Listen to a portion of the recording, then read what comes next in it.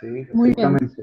Ok, perfecto. Muy buenos días a todas y a todas las personas que se han conectado al seminario del día de hoy. Hoy nos acompaña la candidata doctora de la Universidad de Antioquia, Diana Gómez, quien será nuestra conferencista. Y el tema que desarrollará es el desarrollo de un kit de inyección electrónica de alcoholes para ahorro de combustible y disminución de emisiones reguladas en motores diésel. Entonces, Diana, muchas gracias por acompañarnos y adelante, tienes la palabra. Bueno, a ustedes muchas gracias por la invitación. Agradecer también a los que están presentes en el seminario. Entonces me permito dar inicio a la presentación y voy a ocultar el video para evitar pérdida de ancho de banda. Bien, entonces, como mencionó María Elena, entonces el seminario consiste en un trabajo que se ha desarrollado al interior del grupo de investigación sobre el desarrollo de un kit de inyección electrónica de alcoholes para ahorro de combustible y disminución de emisiones reguladas en motores diésel. Básicamente lo que voy a presentar a continuación ha sido un trabajo desarrollado al interior del grupo de manejo eficiente de la energía GIMEL en su línea de máquinas térmicas. En este caso, del grupo hacemos parte personas que nos desempeñamos en diferentes disciplinas. En el grupo hay ingenieros mecánicos, electrónicos, químicos y de otras disciplinas. Contamos con 3 salas de ensayos en un laboratorio, una para motores diésel, otra para motores a gasolina y una sala para propósito general. Hemos desarrollado diferentes proyectos con diferentes sectores, entre ellos entidades gubernamentales. También hemos trabajado proyectos en asocio o colaboración con otras universidades o con redes de universidades y también con el sector industrial. Bien, entonces,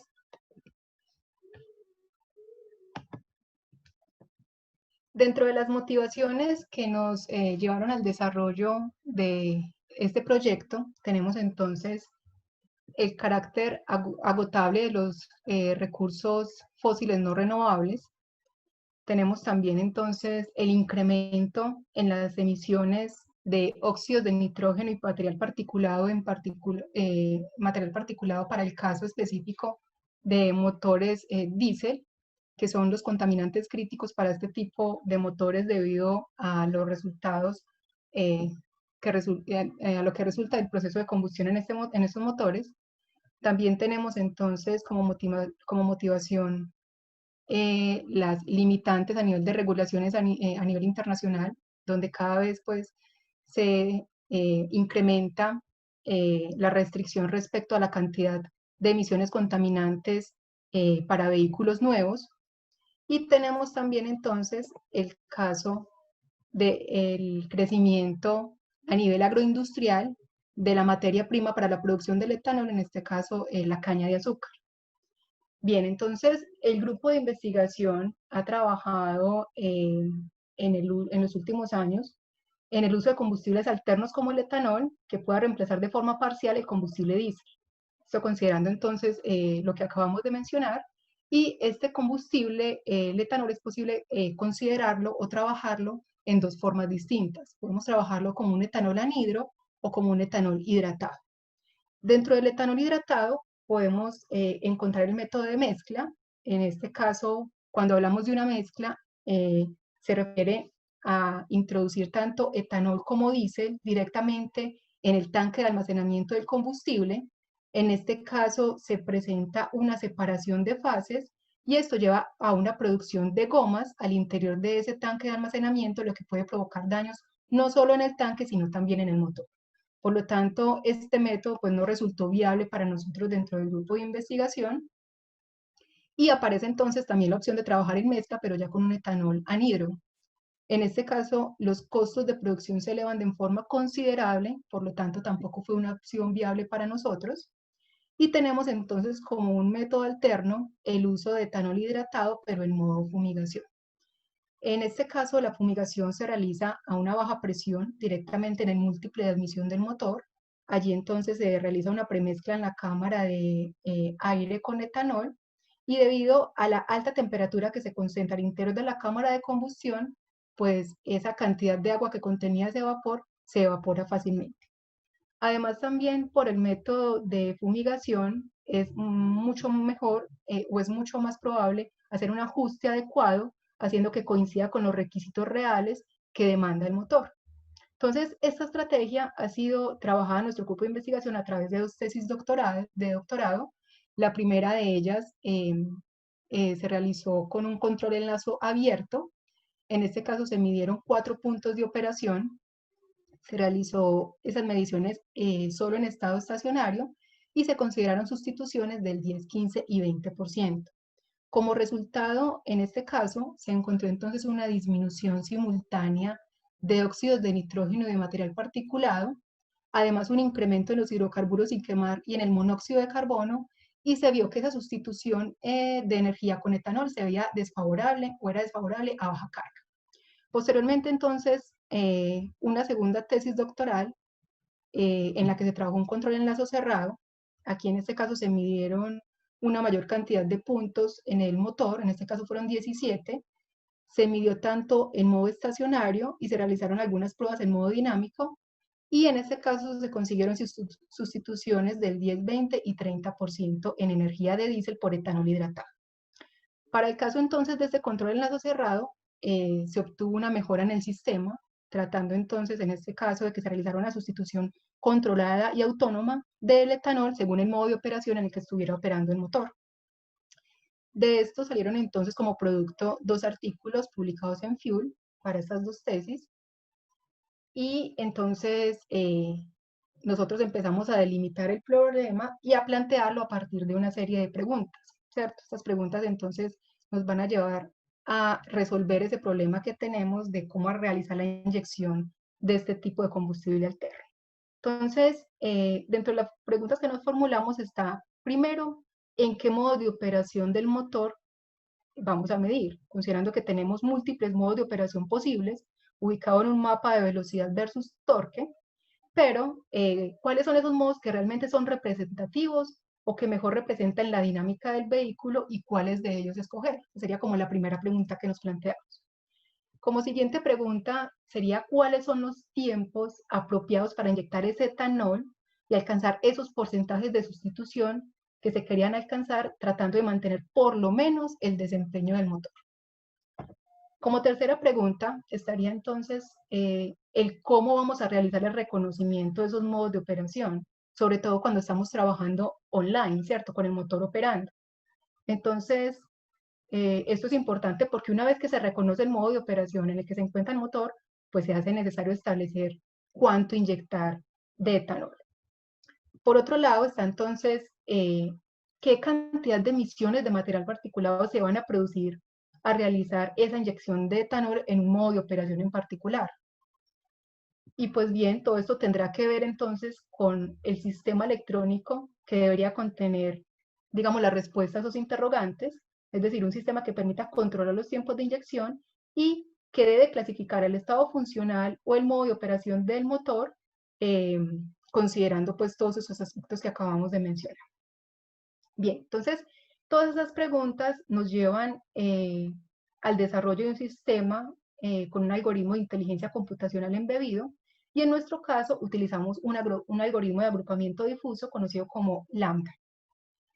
Entonces, para entender mejor de qué se trata este algoritmo de agrupamiento difuso, pues debemos definir lo que es la lógica difusa, ¿cierto? Entonces partimos con un ejemplo sencillo donde tenemos 2 clases o grupos que están perfectamente definidos. Tenemos la clase del blanco y la clase del negro. ¿Qué pasa entonces cuando llega un elemento como este? Entonces uno empieza a mirar y dice, bueno, este elemento se parece más a la clase del negro que a la clase del blanco. Pero entonces, ¿en qué proporción, cierto? Entonces, para eso tendremos que fijarnos, digamos, en una escala de grises, a ver qué tanto se parece a cada uno de esos grupos o clases. En este caso, este elemento más o menos está ubicado por acá en esta escala de grises, aquí está codificada en 8 bits, y digamos que considerando esa ubicación en esa escala de grises, podemos decir que este elemento pertenece en un 60.7% aproximadamente a la clase del negro y en un 39.3% aproximadamente a la clase del blanco. En ese sentido, entonces, hablamos de que en la lógica difusa no tenemos pertenencias completas, sino unos grados de pertenencia a cada una de las clases. Bien, por lo tanto, este elemento pertenecería más al negro, a la clase del negro, que a la clase blanca. Considerando entonces esto, partimos de lo que sería entonces a explicar lo que sería el algoritmo de agrupamiento difuso lambda. Básicamente, el lambda es un algoritmo que reúne los conceptos de las redes neuronales artificiales y que utiliza unas funciones de densidad de probabilidad para poder realizar la clasificación. Hago énfasis en esto porque hay otros clasificadores difusos que utilizan, por ejemplo, funciones de membresía de tipo trapezoidal o de tipo triangular, pero lambda en particular utiliza funciones de densidad de probabilidad. Entonces vamos a ver en un esquema cómo es que funciona el algoritmo. Entonces, inicialmente tenemos unos individuos que son unos vectores de datos que contienen los descriptores o las variables a medir, y esas variables las llamamos o las denotamos de x1 hasta x sub d descriptores. Todos estos datos se supone que vienen crudos del motor y depende pues de la naturaleza de ellos que se requiera realizar un acondicionamiento o no, o lo que nosotros llamamos un pretratamiento de los datos. En nuestro caso no fue necesario, se trabajó con los datos crudos directamente, lo que nos arrojó el motor, y lo único que necesitamos fue realizar una normalización. Una vez entonces están normalizados en estos datos, entran a computarse en una ecuación conocida como la ecuación de los grados de adecuación marginal. En esta ecuación lo que se contiene es la contribución que hace cada uno de estos descriptores a través de esa función binomial, donde esta ecuación tiene que ver con esta otra que aparece aquí, es una ecuación ρ, donde esta ecuación ρ representa el valor medio que tiene cada descriptor D a una clase K. ¿Bien? Entonces, a partir de aquí, que ya tenemos entonces la contribución de cada descriptor, procedemos a realizar el cálculo de lo que llamamos los gaps, que son los grados de adecuación global o los grados de pertenencia o de membresía.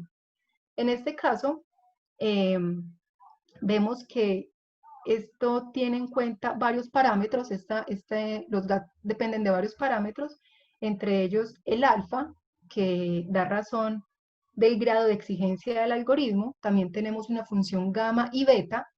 Estas funciones involucran la definición de lo que son las uniones e intersecciones de conjuntos difusos, o sea que básicamente son unos conectores lógicos operadores difusos. Y finalmente, entonces, si consideramos el mayor de sus grados de pertenencia, pues ese mayor grado de pertenencia va a estar asociado a la clase K o al estado funcional. Bien, entonces esa sería en forma general cómo opera el algoritmo lambda. Bien, ahora, si vamos a un ejemplo para visualizar esa matriz final, que es la que se obtiene a partir de estos grados de pertenencia, entonces aquí vemos un ejemplo de una clasificación supervisada, donde tenemos 12 individuos o vectores de datos y a cada uno de esos individuos se le calculó su grado de pertenencia correspondiente a cada una de las clases. Entonces, si consideramos el primer individuo, vemos que el mayor grado de pertenencia es este que aparece allí, y por lo tanto, ¿eso qué implica? Que la clase del individuo 1, pues es K1, ¿sí? Lo mismo tendríamos aquí para el individuo número 4, donde el mayor grado de pertenencia vemos que está asociado es a K2, por lo tanto será la clase que le corresponde, y así podríamos entonces continuar mirando los demás ejemplos para los demás individuos. ¿Listo? Entonces nos interesa el mayor grado de pertenencia para asociarlo a la clase K. Bien, ahora, este algoritmo tiene una bondad respecto a otros algoritmos y digamos que esa fue la razón de peso por la que nosotros nos inclinamos hacia su uso. Y es el hecho de que existe una clase conocida como una clase de no identificación o clase NIC. ¿En qué consiste esta clase? En lo siguiente. Resulta que por cuestiones prácticas, pues no podemos medir en los infinitos puntos en los que podríamos medir en el motor, ¿cierto? Entonces, considerando que podemos medir en pocos puntos, cada punto va a estar asociado a una clase o estado funcional del algoritmo. Ahora, ¿qué pasa cuando yo entrené el algoritmo con estos pocos módulos de operación en los que medí? pero ya voy a empezar a trabajar en línea, es decir, voy a tener el motor operando y el motor tiene que ya decidir autónomamente qué hacer. ¿Qué pasa cuando llega un dato que yo no contemplé dentro de esos datos que me di? Entonces, llega el algoritmo y ubica este dato en una nueva clase, que es esa clase de no identificación o clase NIC. Y eso es algo, digamos, muy representativo de ese algoritmo porque lo hace de forma natural. Uno podría utilizar otros métodos de clasificación u otros métodos de inteligencia artificial, pero digamos que tendría que forzar al algoritmo a crear esa nueva clase. Este algoritmo la trae, digamos, por naturaleza. Bien, listo. Entonces, considerando esto, en la segunda tesis doctoral que mencioné donde se trabajó el control en lazo cerrado, se realizó una mejora a ese algoritmo lambda. Entonces, se creó lo que llaman el criterio lambda-FAR. Este criterio se creó básicamente para validar los resultados de lambda, es decir, si lambda decía que un vector de datos que ingresaba nuevo pertenecía a la clase NIC, entonces listo, lambda far digamos que lo mantenía en esa clase. Pero si lambda decía, no, este nuevo dato pertenece a una clase K, entonces lambda far decía, bueno, no me lo creo del todo, entonces vamos a verificar si así es, ¿cierto? Entonces él lo que hace es validar esas clases. Eso lo vamos a ver, digamos, tratar de entenderlo a través de este ejemplo que tenemos acá. Aquí tenemos un ejemplo para 4 clases, ¿bien? Y previamente, digamos que adrede, se organizaron en orden. ¿Qué implica esto? En el eje horizontal, tengo el número de individuos, ¿bien? Entonces, si yo hablo de este primer intervalo, es decir, del 0 a 70, estoy considerando que los individuos del 0 a 70 pertenecen todos a la clase 1.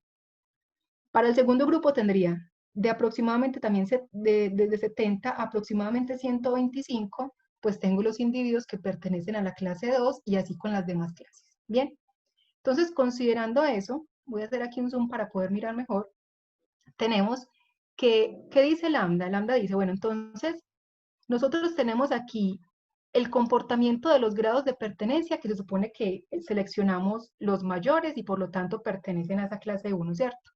Entonces, estos serían los grados de pertenencia de los individuos que pertenecen a la clase 1, es decir, los mayores grados de pertenencia, y estos son, digamos, los siguientes grados de pertenencia en su orden, ¿sí? Según como lo pudimos ver ahorita en la matriz de ejemplo. Entonces, en este caso tenemos lo siguiente. Si seleccionamos el mayor del valor de sus grados de pertenencia a esa clase, ¿sí? Y tomamos el menor de los grados, el menor de los valores de los grados de pertenencia inmediatamente siguientes en su orden, entonces hablamos de que entre esos dos puntos hay una distancia máxima. Bien, ahora, si consideramos el menor de los grados de pertenencia y el mayor grado de pertenencia de inmediatamente siguiente, entonces ahí lo que vamos a obtener es una distancia mínima, ¿sí? De eso entonces es de lo que se vale lambda far, ¿cierto? Entonces, ¿qué pasa con el algoritmo? Si consideramos un individuo o un vector de datos que ingresa nuevo, entonces, ¿qué vamos a hacer? Verificamos cuál es el mayor grado de pertenencia al que pertenece ese nuevo vector de datos y consideramos también el grado de pertenencia inmediatamente siguiente en su orden. Así entonces realizamos la diferencia y si esa diferencia nos da menor a esa distancia mínima previamente determinada, ¿sí? O nos da mayor a esa distancia máxima previamente determinada, entonces lambda dice, listo, entonces su clase es la clase NIC. Usted se va para la clase NIC, ¿bien? Pero si eso no se da, entonces su clase es la clase que indicó el algoritmo lambda original. Entonces, de esta forma, digamos que se hace la validación de los resultados del algoritmo lambda original. Bien. Ahora, entonces, ¿qué metodología se llevó a cabo considerando que íbamos a utilizar esos algoritmos de clasificación para poder retornar u obtener esos modos o esos tiempos de inyección en el motor? Entonces, partimos de lo siguiente. Consideramos inicialmente nuestro sistema, que es el motor ubicado en banco de ensayos. ¿Listo? A ese motor ubicado en banco de ensayos, pues tenemos que hacerle la adquisición de las señales, ¿cierto? Con una electrónica previamente desarrollada y un software que nos permita realizar un monitoreo en tiempo real de esas señales de interés. Luego procedemos entonces a coger esos datos Recuerden que no hicimos tratamiento de señal, sino que utilizamos los datos brutos, ¿cierto? Y procedemos entonces a aplicar el algoritmo de agrupamiento difuso lambda original, ¿sí? Verificamos entonces este algoritmo en qué clase o estado funcional me clasifica esos vectores de datos, esos datos. Verifico entonces si son o no de la clase NIC, y dependiendo de esto, recuerden que se utiliza o no el criterio lambda-FAR, ¿bien? Y luego entonces determinamos qué clases arroja, porque recuerden que de aquí también puede verse, puede arrojarse la clase NIC, ¿cierto? Según lo que acabamos de ver en la diapositiva inmediatamente anterior. Entonces verificamos qué clase arroja, bien sea el algoritmo original o el algoritmo lambda-FAR en el caso de que haya sido requerido. Y en este caso entonces, como tiempo de inyección, se dejarían los tiempos de eyección que se midieron inicialmente utilizando ese control en lazo abierto, o si es necesario calcularlos a partir de unas zonas previamente establecidas. Bien, en estas zonas ¿qué vamos a contener? Unos modos de operación que nosotros verificamos que inyectaban de modo igual, ¿cierto? Entonces, cuando se realizó, perdón, la medición de esos tiempos de inyección en lazo abierto, donde nosotros teníamos unos porcentajes de sustitución deseados, entonces teníamos una potencia de referencia y debíamos inyectar etanol cierto tiempo hasta llegar a esa potencia de referencia establecida. Entonces, se detectó que modos de operación inyectaban de forma similar, ¿cierto? Entonces, estas zonas agrupan esos modos de operación que inyectan de forma similar. Bien, por eso digamos que se obtuvieron 3 grandes zonas de operación. Ahorita en un momento voy a mostrarles entonces qué modos quedaron ubicados en cada una de esas zonas.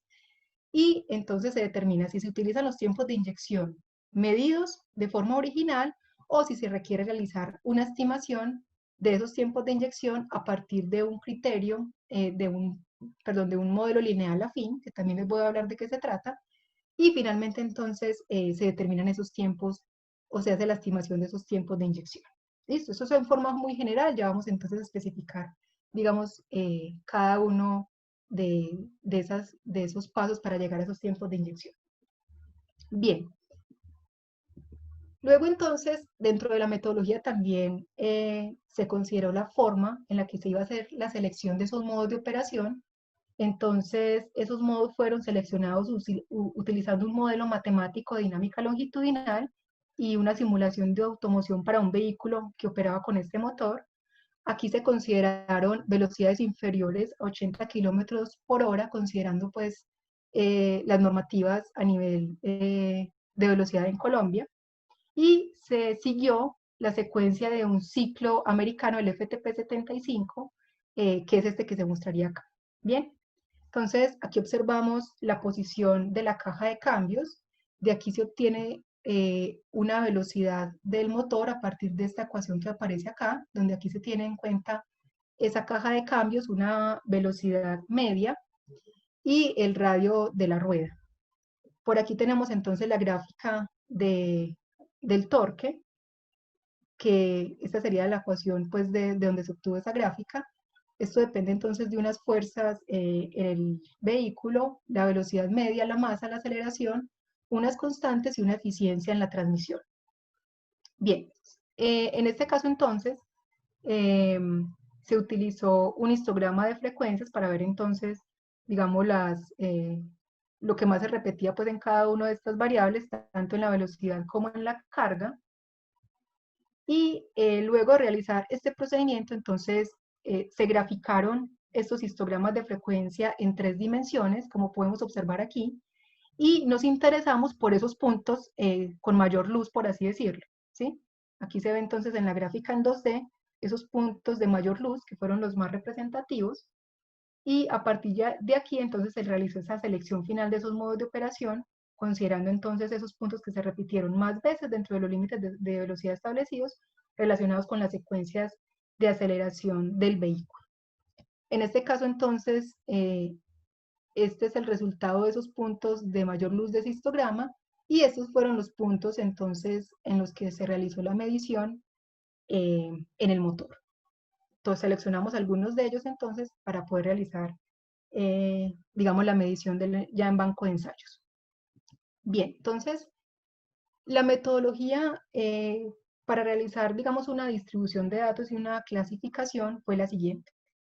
Seleccionamos como variables de entrada la velocidad del motor, la temperatura de gases de escape tomada directamente a la salida del motor y la posición del acelerador. Bien, en el primer caso, porque se trabajaron dos escenarios diferentes, entonces voy a hablar del primer escenario. En el primer escenario consideramos, digamos, el peor de los casos, ¿cierto?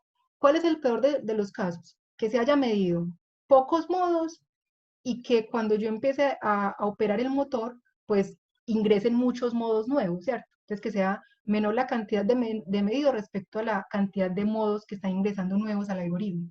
Entonces, de esos 15 modos de operación, tomamos 4 modos para hacer el entrenamiento, ¿sí? De esos 4 modos, elegimos de forma aleatoria, 70% para entrenamiento y dejamos 30% para validación, ¿bien? Entonces, ¿cómo hicimos la validación? Partimos de esos 30% seleccionados de forma aleatoria y esos 11 modos de operación nuevos que en conjunto me permitieron entonces hacer la validación del algoritmo. Bien, esa sería la metodología para el primer caso. La metodología para el segundo caso. En esta oportunidad ya se me dieron 17 modos de operación, no necesariamente fueron los mismos 15 que les mostré previamente. De esos 17 modos de operación, digamos que este ya es un escenario más real, ¿cierto? Tratar de medir, digamos, en una mayor cantidad de puntos de operación. En este caso, entonces, tomamos 12 modos de operación para entrenamiento. Nuevamente se hizo el mismo ejercicio, se seleccionaron 70 y 30, 70 para entrenamiento y 30 para validación. Y dejamos 5 modos de operación que iban a ingresar nuevos al algoritmo. Bien, entonces, con estos hicimos la etapa de validación para este segundo caso de interés. Bien, entonces, luego ya de haber tenido la forma, la distribución en la que íbamos a realizar los datos para la clasificación, pues entonces nos encontramos con la metodología de cómo vamos a determinar esos tiempos de inyección. Entonces, yo les había mencionado que habíamos distribuido esos tiempos o esos modos en unas zonas. Aquí vemos entonces cómo se realizó esa distribución. Vemos que para la zona 1, los modos de operación que inyectaban de forma similar son los correspondientes al modo 1, 2, 3 y 4. Fíjense que quedaron dentro de esa zona 1. Para la zona 2 se seleccionaron los modos M5, 6, 7, 8, 15, 16 y 17. Esos fueron los que hicieron parte de esa zona 2. Y para la zona 3 tenemos los modos 9, 10, 11, 12 y 13. Bien, entonces esa fue la forma en la que se hizo la distribución de los modos o puntos de operación en cada una de esas zonas de inyección. Entonces, ¿cómo se trabaja la estimación de los tiempos de inyección? Esta primera parte se hace directamente en la etapa de entrenamiento del algoritmo. Entonces, ¿qué tenemos? Partimos de nuestro sistema, realizamos la adquisición de los datos, esos datos los ingresamos al algoritmo clasificador y él, como nos entrega unos modos de operación, unas clases o estados funcionales, nosotros los agrupamos en la zona de inyección 1, 2 y 3, según según lo que establecimos previamente, ¿listo? Luego entonces trabajamos con un sistema lineal de ecuaciones y tenemos un sistema lineal para cada una de esas zonas. De ese modo encontramos en ese sistema lineal para cada zona unas constantes, ¿sí?, representativas de cada zona de inyección. Bien, en esta primera parte se trabaja entonces con los valores promedios de nuestras 3 variables de interés, nuestras 3 variables de entrada. Bien. ¿Qué pasa entonces cuando ya voy a realizar es una estimación de los tiempos de inyección? Es decir, cuando ingresa un dato nuevo. Cuando hablamos de entrenamiento, hablamos de los datos con los que medimos, son los datos que conocemos, ¿cierto? Y cuando hablamos de la validación, son esos datos que van a ingresar nuevos al algoritmo. Entonces, en este caso, realizamos nuevamente la adquisición de los datos. Lambda empieza a hacer su clasificación, Lambda FAR, con su criterio de validación. Él nos indica entonces una clase en la que quedó ese dato nuevo que ingresa, verifica si esa clase es o no la NIC. Si no es la clase NIC, entonces él le dice, ok, entonces el tiempo de inyección fue el que medimos previamente en la etapa de entrenamiento. En caso de que sí quede en la NIC, aquí es donde empieza a funcionar entonces esa estimación de esos tiempos de inyección.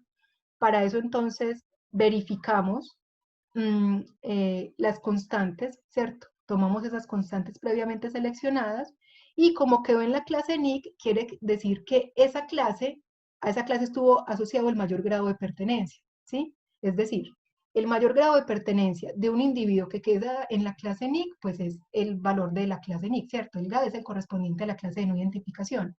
En ese caso, entonces, seleccionamos el grado de pertenencia inmediatamente siguiente en su orden, supongamos que fue el de la clase 1, entonces verificamos esa clase 1 a qué zona pertenece, aplicamos las constantes de tiempo correspondientes a esa zona de inyección y finalmente ese será el tiempo de inyección estimado en el cual se va a inyectar el etanol. ¿Listo? Fíjense que esta ecuación, a diferencia de la anterior, no trabaja con los valores promedio porque se supone que es un vector de datos que ingresa solo, entonces cada una de las constantes pues se multiplica por esa variable que ingresó dentro del vector de datos o individuos. ¿Bien? Listo. Entonces, continúo.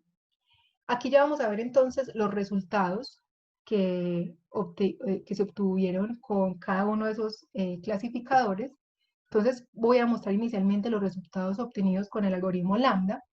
En este caso vemos entonces, este primer caso es el de los 15 modos de operación, en el que yo les mencioné que teníamos pocos modos de operación medidos y muchos modos de operación nuevos. Aquí vemos entonces que el algoritmo clasifica bien esos 4 modos de operación que fueron previamente medidos, ¿sí? Y los 11 modos de operación restantes, pues digamos que solamente algunos de ellos quedaron bien clasificados en la clase NIC. En este caso, la clase NIC la estamos representando aquí como la clase 0, ¿bien?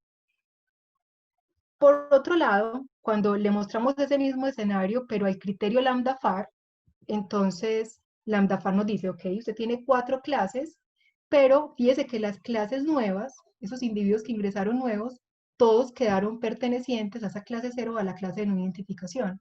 Por lo tanto, este algoritmo trabajó mucho mejor esos datos nuevos que ingresaron. Entonces, este criterio lambda FAR dio pie también a una publicación de un artículo que salió de esa segunda tesis doctoral. Aquí podemos ver entonces la eficiencia de cada uno de esos algoritmos. Es evidente entonces que para el caso del algoritmo lambda original, cuando se tienen tantos modos de operación nuevos, pues su eficiencia digamos que no es tan buena. Y para el algoritmo lambda FAR, la eficiencia mejora de forma sustancial. Entonces tenemos una eficiencia en muchos casos del 100%, como lo vamos a ver también a continuación. Bien, para el segundo escenario que planteamos, donde teníamos 17 modos de operación y solamente seleccionamos 12 para entrenamiento y solamente quedaron 5 para validación como datos nuevos, esos serían entonces los resultados que se encontraron para cada uno de los porcentajes de sustitución trabajados en esa tesis doctoral. Esos serían entonces los resultados para el caso de sustitución en energía del 10%, sustitución en energía del 20% y sustitución en energía del 30%, donde recuerden que son los resultados del lambda FAR. Fíjense que para el caso de validación, todos los datos nuevos que ingresaron en el algoritmo quedaron entonces ubicados en esa clase de no identificación. Bien, ya hablando entonces de la estimación de los tiempos de inyección, los resultados que se obtuvieron fueron los siguientes. Tenemos entonces la línea negra, corresponde a los tiempos de inyección medidos. Estos fueron los tiempos de inyección medidos utilizando el control en lazo abierto. Luego tenemos entonces los tiempos de inyección estimados, que son los que se obtienen al utilizar ya el algoritmo de inteligencia computacional. Y aquí podemos ver entonces en esta gráfica el error de sustitución en energía. Entonces vemos que como máximo error de sustitución para el 10% se tiene un 10% más o menos 0.2, es decir, si teníamos que inyectar 10%, pues en el peor de los casos estaremos inyectando un 12% o un 8%, y en promedio nos dio un error del 10% más o menos 0.5%. Bien. Luego entonces para el caso del 20%, tenemos igual en la línea negra los tiempos de inyección medidos y en la azul los tiempos de inyección estimados. El error en este caso máximo fue del 20%, recuerden que ese es el error de sustitución en energía, fue del 20% más o menos el 9%, y en promedio del 20% más o menos 2.6%. Y finalmente el error para una sustitución en energía del 30% fue máximo 30 más o menos, más o menos, perdón, 5.5%, y en promedio 30% más o menos 1.2%. Bien, en este caso entonces, en esta última tesis donde se trabajó el algoritmo de inteligencia computacional, no se realizaron mediciones en dinámico, pero sí se probó a ver si el sistema funcionaba, digamos, para ciertas aceleraciones en el motor, ¿cierto? Entonces esos fueron algunos de los datos que se recolectaron a realizar esa experimentación. Aquí vemos entonces que ingresaba un vector de datos, ¿sí? Llegaba entonces el algoritmo y decía, ah, bueno, entonces estos datos pertenecen a la clase 3, y esa clase 3 estaba asociada a la zona de inyección 1. Y esa zona de inyección 1 pues tenía un rango de tiempo medido en milisegundos que iba entre 1.5 y 1.8 milisegundos, y el tiempo de inyección estimado para ese punto fue de 1.6 milisegundos. Bien, entonces este es un ejemplo de la dinámica que se hizo con el vehículo, con el motor, perdón, para la estimación de los tiempos de inyección considerando resultados en línea, es decir, en tiempo real. ¿Listo? Esto se hizo todo para un motor Isuzu, en una tecnología Euro 1 que es utilizado en vehículos, en camiones de paquetería, y digamos que se espera trabajar en un motor con una tecnología superior. Bien, entonces, como primeras conclusiones de esta parte tenemos las ventajas que tienen ese criterio de validación lambda-FAR, donde se obtienen eficiencias muy buenas a la hora de realizar la clasificación y de hacer la validación del algoritmo lambda original, y vemos entonces que en la estimación de los tiempos de inyección se observan, digamos, unos errores permisibles a la hora de hacer la inyección de etanol. Bien, ahora entonces les mencionaba que la idea es realizar este procedimiento, una metodología similar en un motor con una tecnología superior. Dentro del grupo de investigación contamos con un motor con tecnología Euro 4, y la idea aquí es, como les mencioné, trabajar una metodología similar, pero además incluir dos componentes que hasta el momento no se han incluido. Esos dos componentes tienen que ver con llevar esta operación en el motor en banco de ensayos a un vehículo funcionando en ruta, ¿sí? Vehículo diésel con un motor con características similares, obviamente, operando en ruta, y verificar que esos tiempos de inyección, además de permitirme mantener un desempeño energético favorable, pues me permitan también asegurar una reducción en las emisiones de material particulado. Bien, entonces, este siguiente trabajo de investigación, que es de donde el trabajo de doctorado que estoy trabajando yo actualmente, es financiado por una alianza entre universidades conocida como la Alianza Seneca a través de Colciencias, que es como el organismo a nivel nacional para la educación. Entonces, en este caso, ya tenemos una parte, digamos, de la sensórica y de los instrumentos de medidas debidamente calibrado y caracterizado. En este caso en particular vamos a trabajar con unos inyectores distintos a los que se trabajaron en el motor con tecnología Euro 1. Estos inyectores ya se caracterizaron y el caudal promedio que obtuvimos con esos inyectores fue superior a los inyectores trabajados con la tecnología anterior, en el trabajo anterior. ¿Y esto qué va a implicar? Que si inyectamos a la misma presión de inyección y con tiempos de inyección similares, pues podemos llegar a porcentajes de sustitución mayores. Bien, entonces considerando eso, nosotros partimos de crear, digamos, un diseño de experimentos inicial. Tenemos una matriz de ensayos para ese motor Euro 4, que va a ser un motor Cummins ISF 2.8, donde aquí tenemos entonces que esperamos llegar a porcentajes de sustitución superior al 30%. Esto dependerá también de un análisis previo que se realice de dinámica longitudinal, y además, digamos, de que el motor opere bien para esas sustituciones. Esto en volumen equivale a sustituciones por encima del 40%, incluso del 50%, entonces por eso recalco en que también dependerá mucho de que el motor, perdón, opere correctamente en esos puntos. Bien.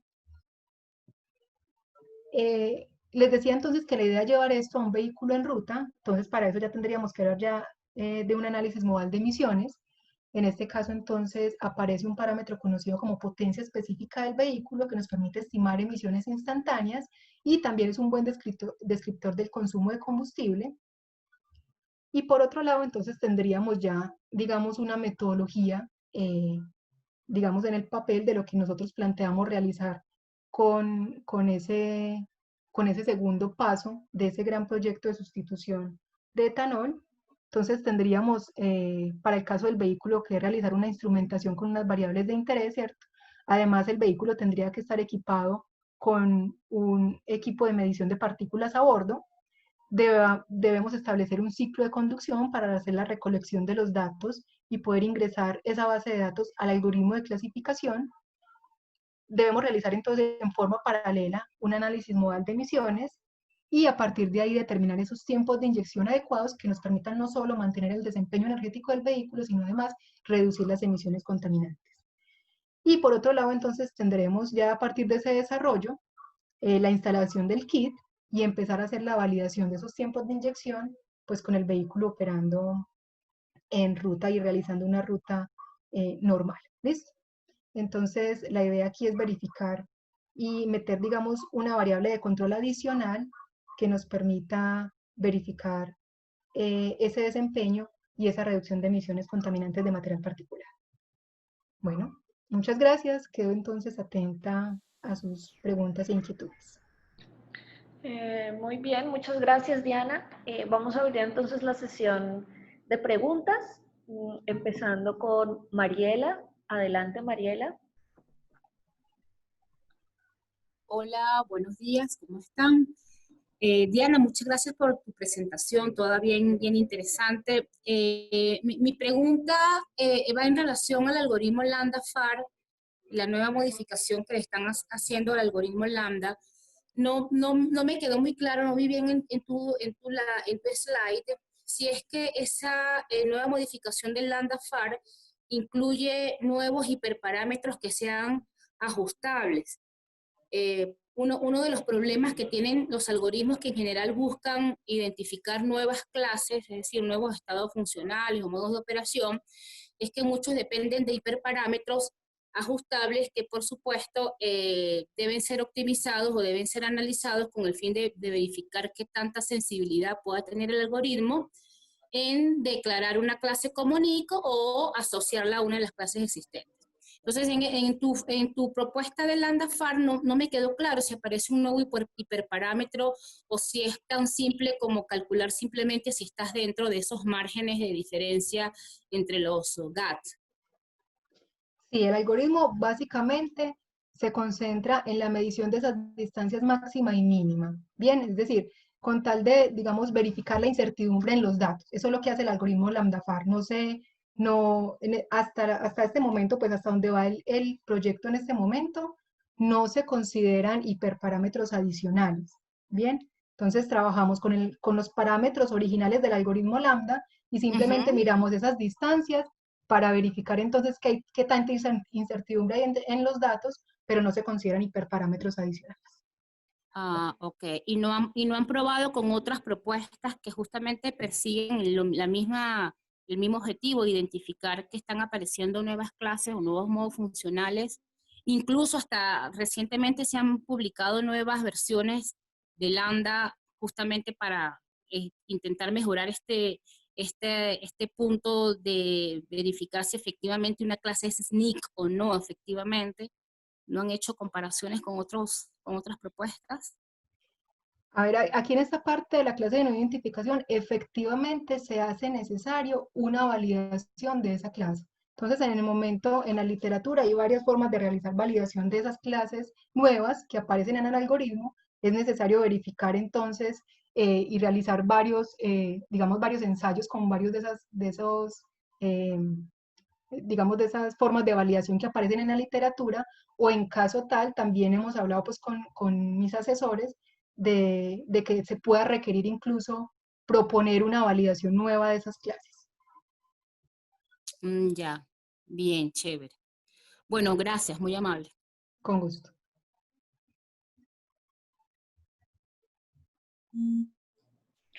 Muy bien. ¿Hay alguien más que desee hacer alguna pregunta o comentario?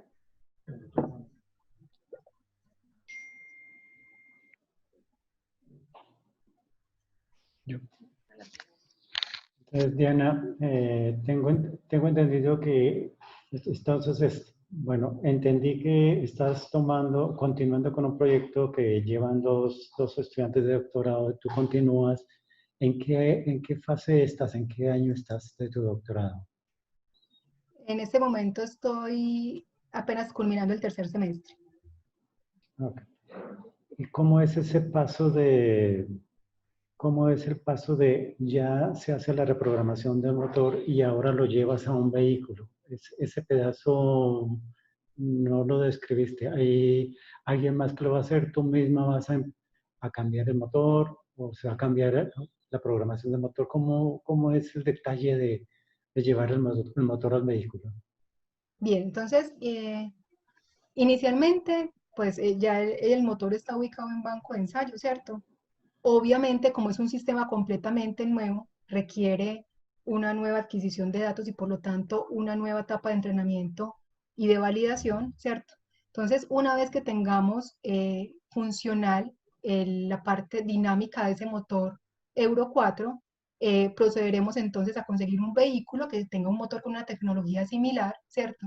Y proceder entonces también a realizar una adquisición de datos ya para un motor en el vehículo, ¿sí? Seguramente habrá que hacer unos ajustes al algoritmo, evidentemente, ¿cierto? Porque a pesar de que estamos trabajando, digamos, en dinámico también ya con el vehículo operando en ruta, pues también es un sistema que tendrá unos cambios y por lo tanto tendremos que considerarlos al momento de realizarle un reajuste a ese algoritmo. Yo quisiera complementar un poquito tu pregunta, pues, Ignacio, y es que hay tres variables que son las variables, digamos, que consideramos más importantes y que están en cualquier vehículo muy fáciles de capturar por cualquiera. El régimen de giro del motor, la temperatura de gases de escape y la posición del acelerador. De esa manera es como se hizo el entrenamiento del algoritmo de inteligencia computacional. Y esos van a estar tanto en banco de ensayos como en ruta. Ahora, estos motores electrónicos hoy en día, pues su unidad de control electrónica responde a la cartografía que le corresponda a un punto de operación en el que se encuentre. Entonces nosotros no nos vamos a meter para nada con la EQ original del motor, sino que simplemente entendemos, o así nos ha mostrado hasta ahora la electrónica de los motores en banco, en la medida que tú empiezas a aportar energía en la admisión, en esta combustión dual, entonces lo que hace es el sistema de inyección empieza a bajarla el tiempo de apertura de inyectores de combustible diésel original. Y eso ya nos da la libertad a nosotros con la unidad de control electrónica que hemos desarrollado para tener un margen de maniobrabilidad muy alto, buscando siempre dos cosas. Sustituir diésel por un combustible barato, barato energética y económicamente, que es el alcohol hidratado, y bajar emisiones de PM y óxidos de nitrógeno, que son como el pecado grande de los sistemas diésel actuales.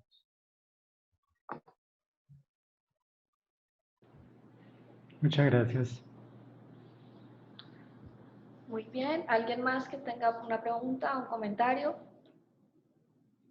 Sí, yo tengo una. Adelante. En el slide 19 hablabas de la eficiencia, si no soy mal, de dos tipos de metodología. ¿Cómo es que una alcanza casi 100%, digamos? ¿O qué significa ese 100%? ¿Que reproduce bien lo real? ¿O podrías explicar bien que no entendí esa? Sí, bueno. Entonces, ese 100%, recuerden que esta parte es para la etapa de validación, estamos validando el algoritmo. Cuando validamos el algoritmo, lo hacemos a partir de datos que el algoritmo no conocía, ¿cierto? O sea, entrenamos con unos datos medidos y van a ingresar datos que posiblemente no hayan estado dentro de la medición inicial. Entonces, en este caso, nosotros identificamos, digamos, esa eficiencia a partir de que si son datos que no conocía el algoritmo, pues necesariamente por la naturaleza del algoritmo debería irlos a clasificar a la clase de no identificación. Entonces decimos que es una eficiencia del 100% si todos esos datos que ingresaron nuevos quedaron ubicados en esa clase de no identificación. Entonces ahí hablamos de que se tiene una eficiencia del 100% de ese algoritmo, ¿sí? Sí, sí, entiendo. O sea, que lo clasifica correctamente, o sea, que funciona. ¿A eso Exactamente, se refiere? Y por eso es 100. es correcto.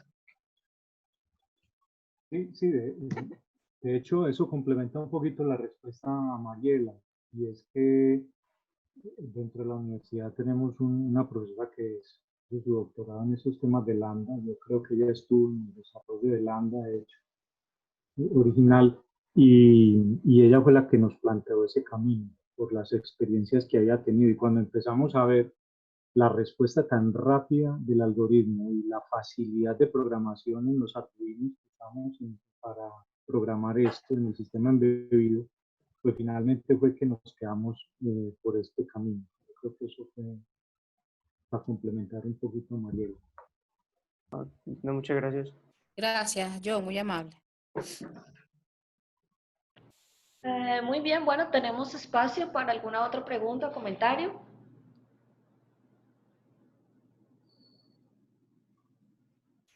Yo puedo. Sí, adelante. Cuando muestras el mapa, ¿puedes mostrármelo el mapa, por favor, un momentito? En los modos. Este. Sí, sí, puede ser ese. A mí tengo la siguiente inquietud. Yo veo ahí unos modos y están distribuidos en el mapa en todo el mapa de torque RPM, ¿cierto? Sí. Pero no hay una distribución uniforme de esos modos o de esos puntos de operación. Lo que nosotros hemos encontrado en nuestros proyectos, lo que hacemos, es que la mayoría de los vehículos, independientemente si son de carga o de transporte pasajeros livianos, operan fundamentalmente, pero en forma exagerada, a muy bajo torque, en un amplio espectro de RPMs. Entonces, concentrar los puntos de exploración en bajos torques, digamos de 10 a 30, algo así, se vuelve fundamental para el mejor desempeño o mejor control del motor, en oposición a tenerlos, a tratar de cubrir todo el mapa. No sé si me hice entender la observación, para ver tu opinión al respecto. Bueno, entonces estos puntos, digamos que nosotros los seleccionamos a partir del análisis de dinámica longitudinal que hicimos, ¿cierto? Digamos que en la tesis doctoral que yo estoy desarrollando se espera realizar un mapeo mucho más amplio del motor Euro 4, digamos con el fin de tener en cuenta todos esos puntos de operación, digamos que podríamos incluirlos, pues estarían incluidos, digamos, lo que usted menciona allí, ¿cierto?